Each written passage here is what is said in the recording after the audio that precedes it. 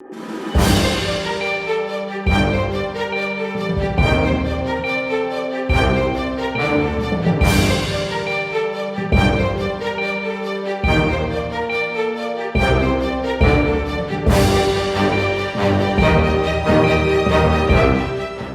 et messieurs, bonjour et bienvenue dans ce journal du vendredi 27 juin 2025. Au sommet, des casques non conformes et mal portés mettent en péril la sécurité des motocyclistes, alerte le CNSR Zone Nord qui appelle à la vigilance et à l'action.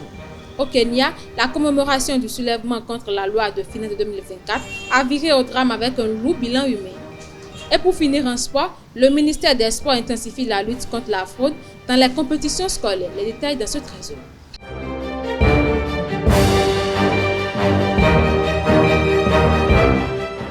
Rebonjour chers fidèles internautes. Alors que des casques non conformes envahissent la circulation, le chargé de l'éducation des statistiques du CNSR Zone Nord alerte sur les risques graves encourus par les motocyclistes. Il appelle à renforcer les contrôles et à mieux sensibiliser le public à l'importance de l'homologation pour sauver des vies, autant pour moi. Suivez-le au micro de Mouidine Lawani et Marcel Poti. La moto est le moyen de déplacement le plus dangereux au monde. Et malheureusement, le contexte béninois compte plus de motos pratiquement que de véhicules, sinon de voitures. Et les données statistiques du CNSR viendront vous confirmer que, une fois encore malheureusement, les motos sont plus impliquées dans les accidents de la route en milieu urbain. D'où la nécessité de porter le casque. Et une fois encore, il faut insister, le casque c'est un équipement de protection individuelle. Au nombre de la demi-douzaine d'équipements. Pour aller à moto, il y a une manière de s'habiller. C'est ce que nous appelons équipement. Donc le casque. Le casque est donc un équipement de protection individuelle. Et au Bénin, le décret numéro 72-113 du 27 avril 1972, qui date du président Aromadébé, prescrit le port obligatoire de casque à moto et pour le conducteur, c'est-à-dire le pilote, et pour le passager. Malheureusement, des années durant, ça n'a pas été une réalité, ça n'a vraiment pas été une réalité, mais depuis l'année passée, vous allez constater avec moi qu'avec l'opération de répression de la police, le port de casque aujourd'hui est devenu une réalité, et ceci sur toute l'étendue du territoire. Maintenant, pour en venir à votre question, vous avez constaté que la qualité du casque, la manière dont le casque est porté, ça reste un problème. Et je partage ce constat avec vous, un peu pour dire que une chose est de porter le casque, mais une chose est de porter le casque de qualité. Mais parlant de casque de qualité, d'aucuns vous parlera de casque homologué. C'est le vocabulaire qui est approprié, le casque homologué. Et je sais que l'année passée, ça a fait un peu débat. Les consommateurs disent, mais écoutez, le casque, est-ce que les casques sont homologués, est-ce que nous avons les moyens, ainsi de suite. Mais je vais profiter de vos micros pour expliquer que quoi. Nous avons des casques de qualité en circulation. Parce que pour aller à l'homologation, il revient à chaque pays d'instaurer les critères d'homologation. Les critères, bien sûr, aux standards internationaux, aux normes internationales. Mais vous serez d'accord avec moi que le Bénin instaure ces critères d'homologation, le Togo va le faire, le Nigeria, et donc le casque qui est homologué au Bénin peut ne pas être homologué au Togo à côté ou au Nigeria. C'est ce qui amène certainement, mettons, je prends l'Europe par exemple, ces pays-là, ce continent-là, à aller ensemble pour l'homologation par exemple de casques. Aujourd'hui, nous avons la norme européenne, nous avons la norme américaine, nous avons la norme japonaise. Donc, qu'un pays se lève et instaure des critères d'homologation, c'est bien. Mais c'est toujours mieux qu'on aille ensemble parce que ça circule. Et je l'ai dit, j'ai dit le casque de qualité, moi je peux vous le dire, il y a des casques de qualité dans la circulation, comme il y a beaucoup de casques, mais pas de qualité. Les motos que nous importons pour la plupart viennent de l'Asie. la plupart de nos motos, Bajaj, Jenana, tout ce que vous voulez, viennent de l'Asie et viennent avec des casques. Nous avons des frères qui viennent de l'Europe, qui viennent des États-Unis, qui viennent avec des casques. Et donc, pour moi, ce sont des casques de qualité. Mais la nuance, c'est que le casque de qualité de la France, mettons homologué aux normes Union européenne, on vous dira au Bénin que ce n'est pas homologué parce que le Bénin n'a pas encore instauré des critères d'homologation. Un peu pour évacuer ce débat d'homologation. Je préfère parler de casque de qualité. Vous avez bien fait de parler de casque de qualité. Oui, c'est vrai que pour la plupart, les casques ne sont pas de qualité. Je dis pour le grand nombre, les casques ne sont pas de qualité et nous travaillons vraiment à en arriver aux casques de qualité. Nous travaillons à conseiller les gens. À défaut de casques homologués, nous devons quand même chercher à porter quand même des casques qui répondent aux normes. Au-delà de la qualité de l'équipement, le CNSR Zone Nord insiste sur le port correct du casque. Mal positionné ou mal attaché, un casque peut devenir inefficace, voire dangereux. Le CTS rappelle les bons réflexes à adopter pour garantir une protection maximale. Il est toujours au micro de Marcel Poti et Mouidine Lawani. Nous recommandons et nous conseillons souvent aux usagers de veiller à un certain nombre de critères pour apprécier la qualité du casque.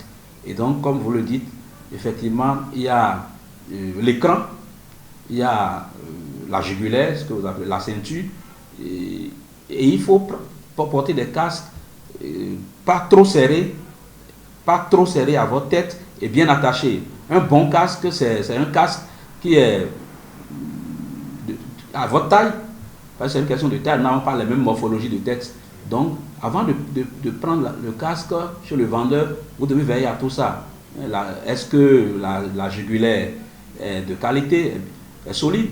Est-ce que l'écran, vous pouvez tapoter l'écran, la voix, est-ce que ça peut tenir? J'ai un patron à moi qui recommande qu'on prenne le casque et qu'on appuie sur les deux côtés.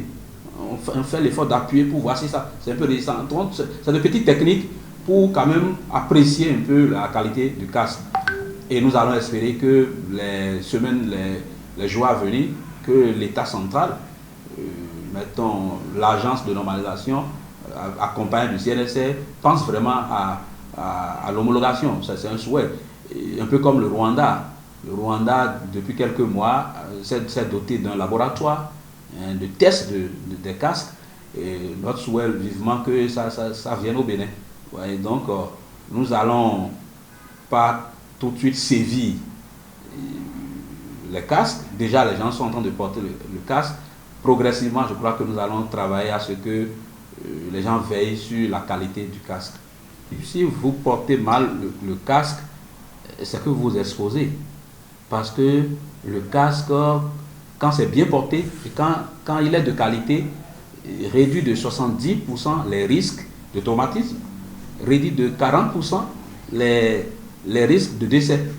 Donc, si vous vous exposez à porter du n'importe quoi et n'importe comment, c'est que autant ne pas porter le casque.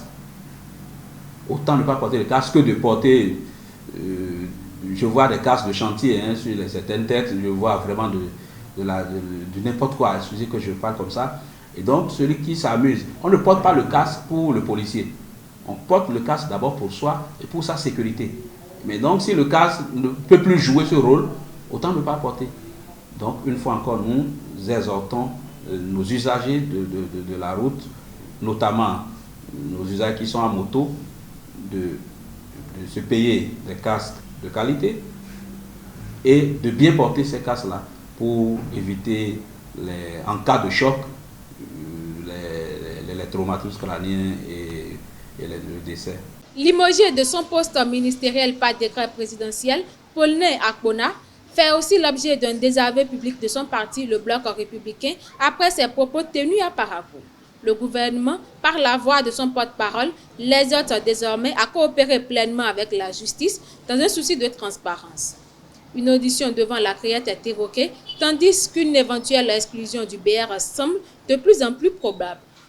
Le Britannique militaire de Bembereke a célébré ce mercredi 25 juin sa cérémonie de fin d'année scolaire dans une ambiance solennelle. Les meilleurs élèves ont été distingués par la remise des attributs de major, saluant leur mérite et leur discipline. L'événement a rappelé les valeurs de rigueur, de patriotisme et de dépassement de soi chères à l'institution.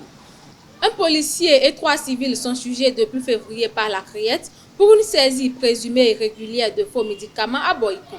Le parquet accuse le groupe d'avoir orchestré cette opération dans le but d'extorquer de l'argent au conducteur d'un taxi moto. Le verdict est attendu pour le lundi 21 juillet prochain. Actualité hors de nos frontières, à Nairobi et dans plusieurs villes du Kenya, des milliers de jeunes sont descendus dans les rues ce mercredi 25 juin pour marquer le premier anniversaire des manifestations contre la loi de finances. La mobilisation dédiée aux victimes de la répression de 2024 a été violemment dispersée par la police, faisant au moins 8 morts et plus de 400 blessés. Face à cette situation, des ONG dénoncent une recrudescence de la violence policière et l'impunité persistante. En Centrafrique, au moins 29 élèves ont perdu la vie et 260 autres ont été blessés ce mercredi 25 juin au lycée Barthélemy Boganda de Bangui à la suite d'une bousculade provoquée par l'explosion d'un transformateur électrique. Le président Faustin Archange Touadéra a décrété 3 jours de deuil national et ordonné un accompagnement immédiat des familles touchées. L'opposition, de son côté, dénonce un drame révélateur d'une défaillance de l'État. Donald Trump a affirmé ce mercredi 25 juin que de grands progrès étaient réalisés en vue d'un cessez-le-feu à Gaza entre Israël et le Hamas. Cette annonce intervient après l'entrée en vigueur d'une trêve entre Israël et l'Iran, soutien du Hamas et relance les espoirs d'une solution durable. Pendant ce temps, les appels se multiplient pour libérer les otages et mettre fin aux violences alors que les frappes israéliennes continuent de faire des victimes dans la bande de Gaza. Sport pour boucler ce journal, au Bénin, 2 équipes masculines de handball, celles du CEG 1 Natitengu et du CEG Gorgounou, ont été disqualifiées pour fraude à l'identité et renforcement illégal des équipes lors du championnat national scolaire. Ces décisions, prises par la commission technique appuyée par la commission antifraude, interviennent après des enquêtes rigoureuses révélant de nombreuses irrégularités, l'établissement ayant désormais 48 heures pour faire appel.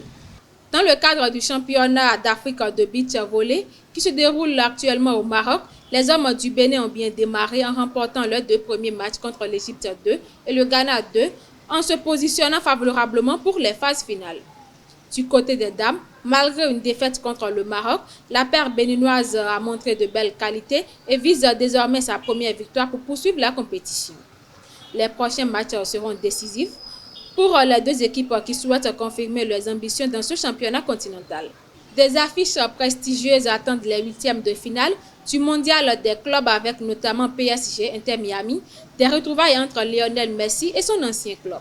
Le choc, Real Madrid, Juventus, Benfica, Chelsea ou encore Manchester City, Al Hilal sont aussi au programme. Un derby 100% brésilien entre Palmeiras et Botafogo viendra compléter ces affiches alléchantes. C'est tout pour ce journal. Merci de votre attention. À très bientôt.